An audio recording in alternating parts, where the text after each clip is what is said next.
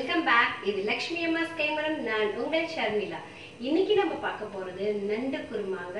சூப்பரா சுவையா சூடா உங்களுக்கு நான் காமிக்க போறேன். இந்த வீடியோக்குள்ள போகிறதுக்கு முன்னாடி எங்க சேனலுக்கு சப்ஸ்கிரைப் பண்ணுங்க, மேக்ஸிமம் ஷேர் பண்ணுங்க, அப்படியே பெல் ஐகானும் பிரஸ் பண்ணுங்க. Thank you. நான் உங்களுக்கு நண்டு எப்படி வாஷ் பண்ணுறதுன்னு சொல்ல போகிறேன். வாங்க. அந்த ஷெல்லை பின்னாடி ஃபுல்லாக பிரிச்சிட்டிங்கன்னா அந்த சைடில் இருக்கிறது எல்லாமே எடுத்துடலாம்.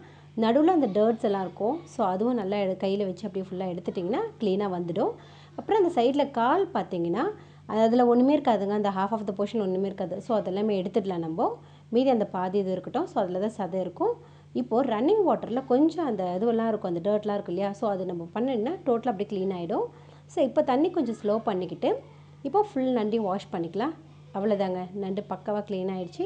இப்போ இதுக்கு தேவையான செய்கிற பொருள் என்னன்றதை பார்க்கலாமா. இப்போது நான் தட்டில் ஃபுல்லாக எல்லாமே எடுத்து வச்சுருக்கேன். ஒவ்வொன்றா சொல்கிறேன். வெங்காயம் ஒரு 1.5 வெங்காயம் நான் ஃபுல்லாக பெருசு எடுத்து வச்சுருக்கேன். தக்காளி, பூண்டு நல்லா பிரித்து வச்சுருக்கேன். இஞ்சி, பச்சை மிளகா, தேங்காய், கருவேப்பிலை, கொத்தமல்லி நம்ம ஃபைனலாக கார்னிஷ் பண்ணுறதுக்கு. ஸோ அவ்வளோதாங்க. உப்பு தேவைக்கேற்ப, குழம்பு மிளகாத்தூள் எடுத்திருக்கேன், ஒரு சிட்டிக்கு மஞ்சத்தூள் எடுத்திருக்கேன். ஸோ ஒரு கடாய் வச்சுக்கலாம். அதில் கொஞ்சமாக எண்ணெய் ஊற்றிக்கலாம்.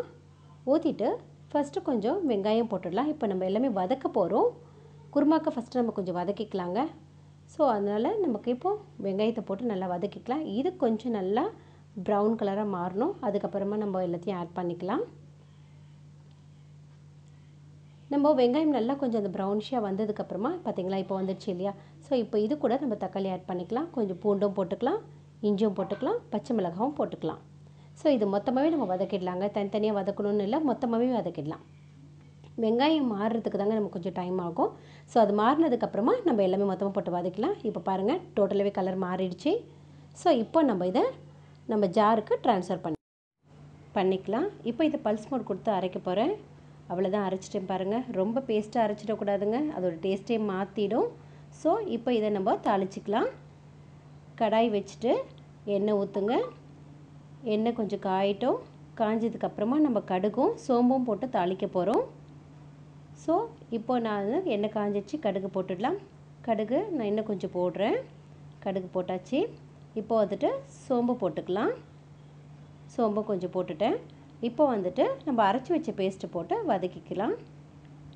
இது ஜஸ்ட் ஒரு 1 மினிட் வதங்கினா போதுங்க. நம்ம ஆக்சுவலி அந்த இஞ்சி எல்லாமே நம்ம அந்த கொஞ்சம் ஃப்ளேவர் வந்து இன்னும் கொஞ்சம் நல்லா மிக்ஸ் ஆகிறதுக்காக நம்ம இது ஒரு நிமிஷம் வதக்க விடுறோம். ஸோ இது வதங்கினதுக்கப்புறமா நம்ம நண்டை வந்துட்டு இது கூட சேர்த்து ஆட் பண்ணிக்கலாம். அவ்வளோதான் பாருங்கள், எண்ணெய் டோட்டலாக இழுத்துடுச்சு பாருங்கள். அவ்வளோதாங்க. இப்போ இந்த டைமில் நம்ம நண்டை வந்துட்டு ப்ளேஸ் பண்ண போகிறோம். பாருங்கள், ஃபுல்லாக எண்ணெய் எல்லாத்தையும் இழுத்துடுச்சு. அவ்வளோதாங்க. இப்போ நண்டை வச்சிடலாம். நண்டை வந்து மொத்தமாக அப்படியே கொட்டிடக்கூடாது, ஒவ்வொன்றா எடுத்து வைங்க. ஏன்னா நம்ம சாப்பிட்றச்சு எல்லாருக்குமே ஒரு நல்ல முழு நண்டாக வரணும் அப்படின்னா நம்ம இது வந்துட்டு இப்படி எடுத்து வச்சா மட்டும்தான் நமக்கு இதுவாக இருக்கும். அப்படி இல்லாட்டி உங்களுக்கு எல்லா மசாலா ஆட் ஆகணும், நம்ம அப்படியே பாதி பாதியாக கூட உடச்சி போட்டுக்கலாம். இப்போது மஞ்சத்தூள் ஆட் பண்ணுறேன். குழம்பு மிளகாத்தூள் ஆட் பண்ண போகிறேன். அவ்வளோதாங்க. நான் ஒரு ஸ்பூன் பெரிய ஸ்பூன் எடுத்து வச்சுருக்கேன், அது ஃபுல்லாகவே போட்டுடலாம். இது நம்ம காரம் பச்சை மிளகாய் போட்டிருக்கோம் இல்லையா. ஸோ அதுவே போதும் கருவேப்பிலை கார்னிஷ் பண்ணுறதுக்கு. அவ்வளோதாங்க. தண்ணி ஊற்றிடலாம்.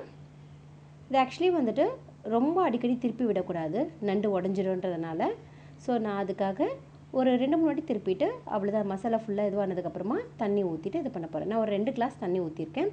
உங்களுக்கு வேணும்னா இன்னும் கூட கொஞ்சம் தண்ணி ஊற்றிக்கலாம், பட் அதுக்கு மேலே ஊற்றாதீங்க. மசாலா நான் அவ்வளோ தான் போட்டிருக்கேன். ஸோ இப்போ நம்ம 1 கிலோ நண்டுக்காக தான் இந்த மசாலாஸ் இது பண்ணியிருக்கோம். ஸோ கரெக்டாக இருக்கும், நீங்கள் ட்ரை பண்ணி பாருங்கள். ஸோ உங்களுடைய கமெண்ட்ஸ் எனக்கு ஷேர் பண்ணுங்கள். இப்போ டேஸ்ட்டுக்காக நான் உப்பும் போட்டாச்சு. உங்களுடைய கமெண்ட்ஸ் வந்துட்டு எனக்கு ரொம்ப முக்கியங்க. ஸோ அதனால் நண்டை செஞ்சு பார்த்துட்டு எனக்கு ட்ரை பண்ணுங்கள். தேங்காவும் அரைச்சி ஊற்றிருக்கேன். தேங்காய் வந்துட்டு நம்ம இது குருமான்றதுனால தேங்காய் போடுறோம், பட் வந்துட்டு இந்த கிளைமேட்டுக்கு தேங்காய் ஊற்றி சாப்பிட்றது ரொம்ப நல்லதுங்க.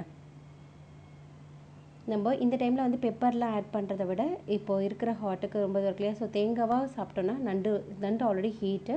ஸோ தேங்காய் பேஸில் குருமாவாக இது மாதிரி சாப்பிட்டோன்னா ரொம்ப நல்லாயிருக்கும். அண்ட் ஆல்சோ நம்ம உடம்புக்கு ரொம்ப ஹெல்த்தி. ஏன்னா நம்ம தேங்காய் எண்ணெய் நம்ம பாடியில் ஆட் ஆகுது இல்லையா. ஸோ அதனால் இது ரொம்பவும் நல்லது நமக்கு. மேலே கொத்தமல்லி போட்டு கார்னிஷ் பண்ணிடுறாங்க. அவ்வளோதாங்க, நம்ம நண்டு குருமா ரெடி.